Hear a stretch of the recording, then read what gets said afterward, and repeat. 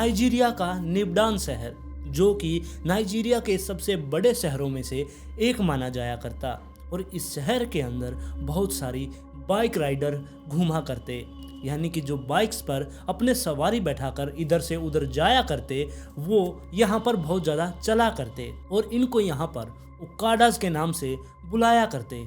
2014 में यहाँ पर 2 उकाडास गायब हो चुके थे, जिसकी वजह से इन पूरे उकाडास की यूनियन के अंदर भोकाल मच गया। इनको समझ नहीं आ रहा था कि वो दोनों उकाडास कहाँ पर चले गए, जिसकी वजह से ये पुलिस वालों के पास जाते हैं, लेकिन पुलिस वालों ने इनकी मदद करने से साफ इनकार कर दिया। जिसके बाद ये बीड़ा खुद उठाते हैं कि वो खुद ही उकाडास को ढूंढेंगे। जो 2 उकाडास गायब हो चुके हैं उनको ढूंढने का बीड़ा अब इन सारी यूनियन ने उठा लिया था, क्योंकि इनके अंदर बहुत ज़्यादा एकता थी। अगर एक उकाडा के साथ कुछ भी हो जाया करता, ये सभी के सभी एक जगह पर इकट्ठा होकर उस चीज़ का समाधान किया करते। और अब उस 2 उकाडास को ढूंढने के लिए ये पूरे की पूरी यूनियन जुट चुकी थी।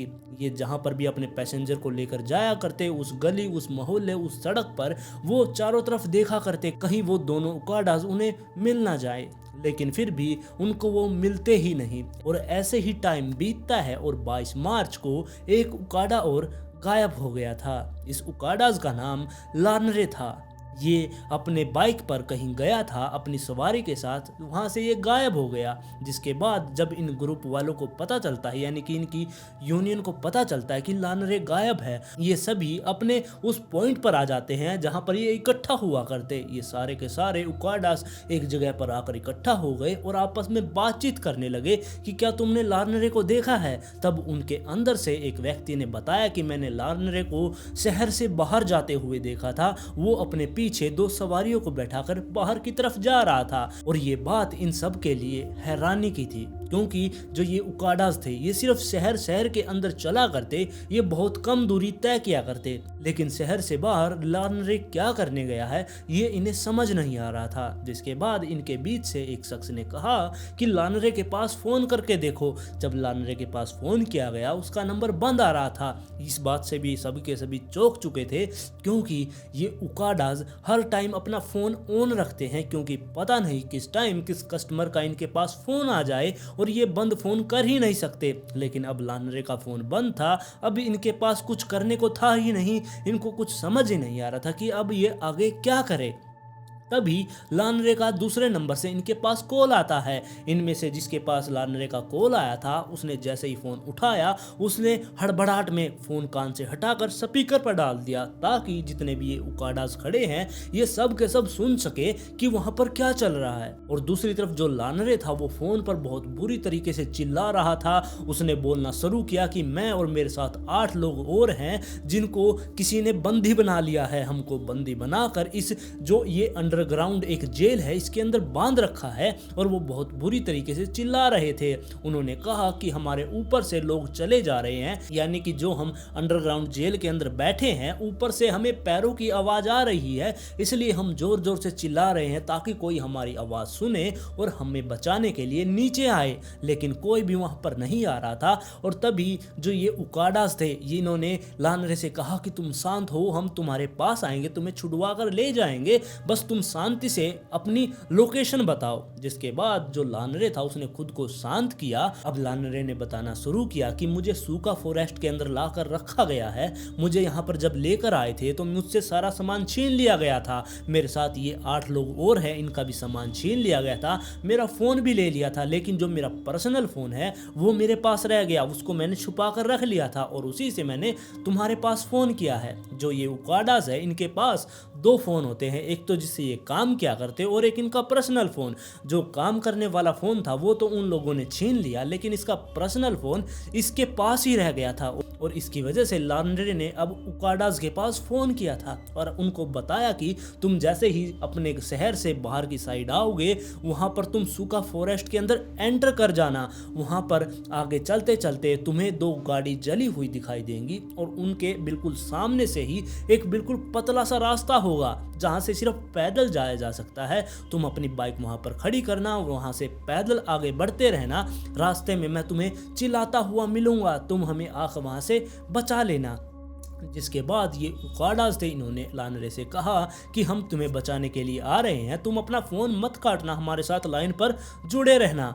और ये बात कहकर इन्होंने सारों ने अपनी बाइक स्टार्ट की। ये 40 से ज़्यादा उकाडास थे। 40 से ज़्यादा उकाडास अब सीधे सूखा फॉरेस्ट की तरफ बढ़ चले शहर से बाहर। अब ये जैसे ही सूखा फॉरेस्ट में पहुंचे, वहां पर जाते जाते इनको वो दोनों गाड़ी दिख गई जो कि जली हुई थी। ये समझ चुके थे कि यहीं से हमें आगे बढ़ना है। इन्होंने अपनी बाइकें वहां पर साइड में लगा दी और उन गाड़ियों के सामने बिल्कुल एक पतला सा रास्ता था, जिस रास्ते से सिर्फ एक व्यक्ति एक बार में जा सकता है। इसलिए इन सभी लोगों ने अब एक एक करके उस फॉरेस्ट के अंदर घुसना शुरू कर दिया। ये पूरी लंबी इन्होंने एक लाइन बना ली और लाइन में ये चले जा रहे थे और ये बिल्कुल शांत थे, ये बिल्कुल आवाज नहीं कर रहे थे, क्योंकि जो लानरे था वो अंदर चिल्लाएगा, उसकी आवाज सुनने के लिए ये बिल्कुल चुपचाप इस रास्ते पर आगे बढ़ रहे थे। जैसे जैसे ये आगे बढ़ रहे थे, काफी अंदर जाने के बाद इसमें से जो सबसे आगे उकाडास चल रहा था, उसे कुछ आवाज सुनाई दी। उसने सबको कहा कि तुम रुक जाओ, एक बारी कुछ आवाज आ रही है। जिसके बाद ये सभी के सभी वहां पर रुक जाते हैं और ये सामने इधर उधर देखते हैं कि तभी इनसे 50 मीटर आगे एक पता नहीं कहां से बंदा पेड़ पर से इनके सामने कूदता है और बंदूक इनके सामने तान देता है। ये कुछ समझ पाते उससे पहले ही उस बंदे ने इनके ऊपर फायरिंग शुरू कर दी। गोलीबारी उसने इनके ऊपर अंधाधुंध चलानी शुरू कर दी, जिसकी वजह से ये उकाडास वापस उल्टे पैर भागते हैं, अपनी बाइक उठाते हैं और अपने शहर चले जाते हैं। शहर में जाने के बाद अब ये दोबारा से सोचते हैं कि क्या हम पुलिस की मदद लें, लेकिन इन्होंने सोचा कि पुलिस वालों ने पहले तो हमारी मदद की ही नहीं, तो अब क्या करेंगे। इसलिए अब ये दोबारा से यही सोच रहे थे कि हम अपने दोस्त लानरे को ऐसे अकेला नहीं छोड़ सकते। इसलिए इन्होंने और उकाडास को वहां पर बुला लिया। अब लगभग 100 से ज्यादा उकाडास वहां पर इकट्ठा हो गए और ये दोबारा से उसी जगह पर जाने लगे। और अब की बार इन्होंने अपने साथ में बंदूकें, हाथों में डंडे, चाकू वगैरह लेकर ये अब वहां पर गए थे। वहां पर जाते ही इन्होंने अपने बाइक साइड में लगाए और उसी पतले रास्ते से ये सीधे जाने लगे। जैसे जैसे ये आगे जा रहे थे, अब की बार ये चिल्लाते हुए, हू हल्ला करते हुए जा रहे थे, ताकि कोई भी आगे जो भी इनके सामने आए वो डर के मारे वहां से भाग जाए। और इसी वजह से ये चिल्लाते चिल्लाते वहां से आगे बढ़ रहे थे। और आगे बढ़ते बढ़ते अब ये इतने अंदर चले गए कि वो सूखा फॉरेस्ट, वो पतला सा रास्ता अब खत्म हो चुका था। उससे बाहर निकलते ही इन्होंने देखा कि सामने एक नदी है और नदी के पार करके 2 बिल्डिंग बनाई गई है। एक तो छोटी बिल्डिंग थी और एक बहुत बड़ी बिल्डिंग थी, गोदाम टाइप में। इन्होंने पहले वहां पर वो नदी देखी, उससे पार करने का रास्ता देखने लगे। वहां पर एक टूटा हुआ पुल था, एक पत्थर का बनाया गया। अब ये उस पत्थर के पुल से ऊपर चढ़ते हैं और दूसरी साइड चले जाते हैं। जैसे ही ये पुल को क्रॉस कर रहे थे, इन्होंने वहां पर नीचे कुछ पड़ा हुआ देखा। इन्होंने देखा कि ये तो लानरे की बाइक है।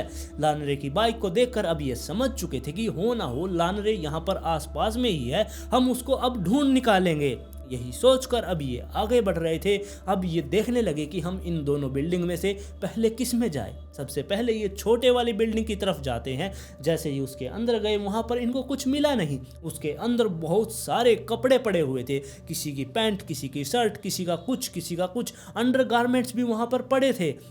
इनको समझ ही नहीं आ रहा था कि इन कपड़ों का यहाँ पर क्या काम है। जिसके बाद ये वहां से वापस मुड़ते हैं और अब सीधे ही उस बड़े गोदाम की तरफ जाते हैं। लेकिन जो ये बड़ा गोदाम था, इसके चारों तरफ बड़ी बड़ी दीवारें और जो कटीले तार होती है उनकी फेंसिंग की गई थी। और इसी वजह से अब ये देखने लगे कि इसके अंदर कैसे जाया जाए। और इन उकाडास में से बहुत सारे लोग अपने साथ कटर भी लाए थे। इन्होंने अब उन फेंसिंग को काटना शुरू कर दिया, अपने अंदर जाने का रास्ता बना लिया। जैसे ही ये अंदर घुसे, इन्होंने देखा कि ये बहुत बड़ा गोदाम है। इसके अंदर जाने का कोई भी रास्ता इनको नजर नहीं आ रहा था। इन्हें ऊपर, बहुत ऊपर खिड़की नजर आ रही थी, लेकिन वो बहुत ही ज्यादा ऊपर थी। उन पर चढ़ना भी बहुत ज्यादा मुश्किल था। इसलिए ये अब गोदाम के चारों तरफ घूम घूम कर देखने लगे कि कहां पर रास्ता है। जैसे ही ये इससे घूम कर दूसरी साइड पहुंचे, वहां पर इनको गेट मिल गया। गोदाम का बहुत बड़ा गेट था और उसके ऊपर एक धातु का पतरा लगाया गया था। और उस पतरे को जैसे ही इन्होंने हटाया, उसके अंदर ये प्रवेश कर गए। अंदर जाकर जो अंदर का माहौल था उसे देखकर ये बहुत ज्यादा डर चुके थे। वैसे जब इन्होंने आसपास के लोगों से बातचीत की, उन्होंने बताया कि यहाँ पर एक रास्ता और है, यानी कि जिस रास्ते से ये आए थे उस रास्ते से अलावा एक रास्ता और है जो कि अच्छा खासा चौड़ा है, लेकिन वो बहुत ज़्यादा उबड़ खाबड़ है। और उस रास्ते पर 10 साल से इन लोगों ने किसी को भी आते जाते नहीं देखा है। वहाँ पर सिर्फ एक काले रंग की जीप आती है जिसके शीशे भी काले हैं, वो जीप भी काली है। उसके अंदर एक शख्स बैठा होता है, लेकिन उस व्यक्ति को इन्होंने कभी भी नहीं देखा कि वो व्यक्ति कौन है। वो यहाँ पर रात को 8 साढ़े 8 बजे आता है और 1-1.5 घंटा रुककर 9 साढ़े 9 बजे वहां से चला जाता है। और इन लोगों ने ये भी बताया कि जब वो आदमी रात को यहाँ पर पहुँचता है, इस गोदाम से बहुत बुरी तरीके से चीखने चिल्लाने की आवाज़ें आती हैं। हमने पुलिस वालों को भी इसके बारे में बताया, लेकिन पुलिस वालों ने हमें कह दिया कि यहाँ पर कुछ भी नहीं है, तुम अपना काम करो। जिसके बाद हमें ये आवाज़ें रोज आती है। 10 साल हो गए हैं, हमें इस चीज़ की आदत पड़ गई है, हमें कुछ भी समझ नहीं आ रहा कि ये आवाज़ें किस चीज़ की हैं। जिसके बाद जो ये उकाडास थे अब उस गोदाम के अंदर एंटर कर चुके थे, और जैसे ही ये उकाडास उस गोदाम के अंदर एंटर करते हैं, इन्होंने देखा कि सामने एक 4x4 का पत्थर पड़ा हुआ है और उसके कोने में एक प्लेट टाइप में, एक कटोरे टाइप में कुछ लगा हुआ है। जैसे कि इस पत्थर के ऊपर पानी गिरेगा तो ये पानी लुढ़कता हुआ इस कटोरे में चला जाएगा, ऐसा कुछ यहाँ पर बनाया गया था। और साथ में जो ये पत्थर पड़ा है, इस पत्थर के साइड में बहुत सारी हड्डियां भी थी। ना सिर्फ हड्डियां थी बल्कि उनके ऊपर मांस भी चढ़ा हुआ था, बहुत सारा कच्चा मांस था, बहुत सारी हड्डी थी। और इसके बाद जो ये उकाडास थे ये आगे बढ़ते हैं और अंदर जाकर इनकी हालत खराब हो गई, क्योंकि अंदर कुछ ऐसा था जिसको वो व्यक्ति जो काली जीप के अंदर बैठा करता, वो उस इलीगल सामान को वहां से लेकर बाहर बेचा करता। कुछ इलीगल सामान था जो वहां पर रखा गया था, उसको बेचने के लिए यहाँ पर लाया गया था, और उसको ही बेचने के लिए वो रात के समय यहाँ पर आता, उस सामान को उठाता और वहां से लेकर जाता। और वो सामान कुछ और नहीं बल्कि इंसान थे, या फिर मैं सही से बताऊं तो इंसान के पार्ट।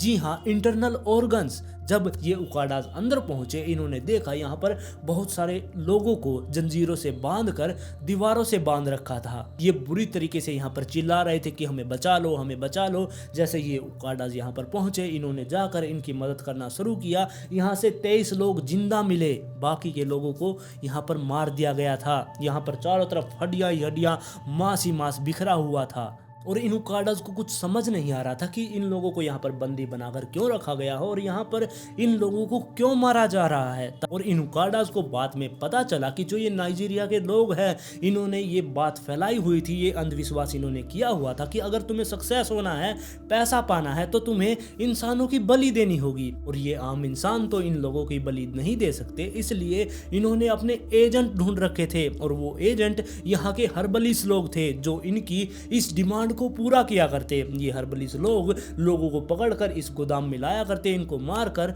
उनके पार्ट को बाजार में बेच दिया करते। और यही हर्बलिस्ट लोग लोगों को पकड़कर इस गोदाम के अंदर लाया करते और यहाँ पर जो भी उस इंसान को लाकर काट दिया जाया करता, उसको काटने के बाद ये मार्केट में लेकर जाया करते। जिस भी पार्ट की उन्हें ज़रूरत हुआ करती, यानी कि मार्केट में जिस चीज़ की डिमांड हुआ करती, उसी पार्ट को ये वहाँ पर ले जाकर बेच दिया करते। तो आप लोगों को मैं बता दूं कि जो वो व्यक्ति यहाँ पर जीप लेकर आया करता, वो एक हर्बलिस्ट ही था जो मार्केट में सारा दिन रहकर ये पता किया करता कि किस लोग को किस चीज़ की ज़रूरत है, कौन से पार्ट की, कौन से हिस्से की उन लोगों को ज़रूरत है। जैसे जैसे वो उसको ऑर्डर लिखवाते, वो वहाँ से निकलता, गाड़ी में बैठकर रात के टाइम इस डेट फैक्ट्री में आता, यहाँ पर उतर कर वो सीधे अंदर जाता। अगर किसी को पैर की ज़रूरत है या फिर किसी को हाथ की ज़रूरत है तो वो उन जंजीरों में से एक व्यक्ति को लेकर आता, और जो वहाँ पर वो प्लेट सी बनाई गई थी, वो पत्थर सा था, उसके ऊपर लाकर उसका वही अंग काट दिया जाया करता। यानी कि जैसे पैर चाहिए तो उसका पैर काट कर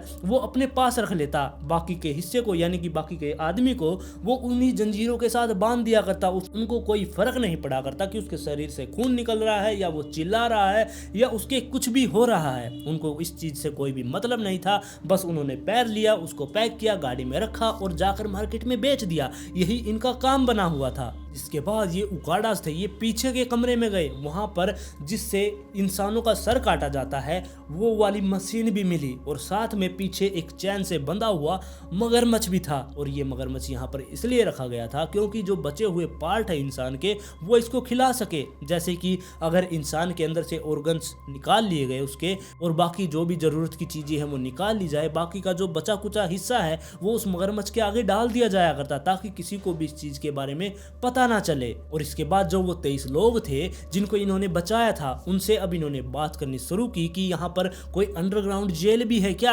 हमारे साथ एक व्यक्ति था जिसका नाम लानरे है और उसके साथ 8 लोग और हैं जो अंडरग्राउंड जेल के अंदर बंद है। अगर आप लोगों को पता है तो आप लोग हमें बता दे। लेकिन इन लोगों ने बताया कि हमें कुछ भी इसके बारे में नहीं पता कि यहाँ पर कोई अंडरग्राउंड भी जेल है। अब उकाडास को कुछ भी समझ नहीं आ रहा था कि अब ये क्या करे, इसलिए इन्होंने अब पुलिस की मदद लेनी चाहिए। इन्होंने जाकर पुलिस वालों से कहा कि आप यहाँ पर आइए। पुलिस वालों को अभी मजबूरन यहाँ पर आना पड़ा क्योंकि ये बात बाहर चारों तरफ फैल चुकी थी। पुलिस वालों ने आते ही यहाँ पर देखा। अब इन उकाडास ने पुलिस वालों से कहा कि आप यहाँ पर खुदाई करवाएं, शायद यहाँ पर नीचे एक अंडरग्राउंड जेल है जहाँ पर हमारे साथी बंद है। लेकिन पुलिस वालों ने इनकी नहीं सुनी और इस गोदाम को ही गिरवा दिया। इसके बाद हफ्ता 10 दिन पुलिस वाले यहाँ पर रहते हैं और वो यहाँ से चले जाते हैं। जैसे ही पुलिस वाले यहाँ से गए, जो ये उकाडास थे ये फिर से इस फॉरेस्ट के अंदर आते हैं और इस गोदाम के अंदर इन्होंने खुदाई शुरू कर दी। लेकिन इनको अंदर कहीं पर भी वो अंडरग्राउंड जेल मिली ही नहीं। इनको ये आज तक पता ही नहीं चला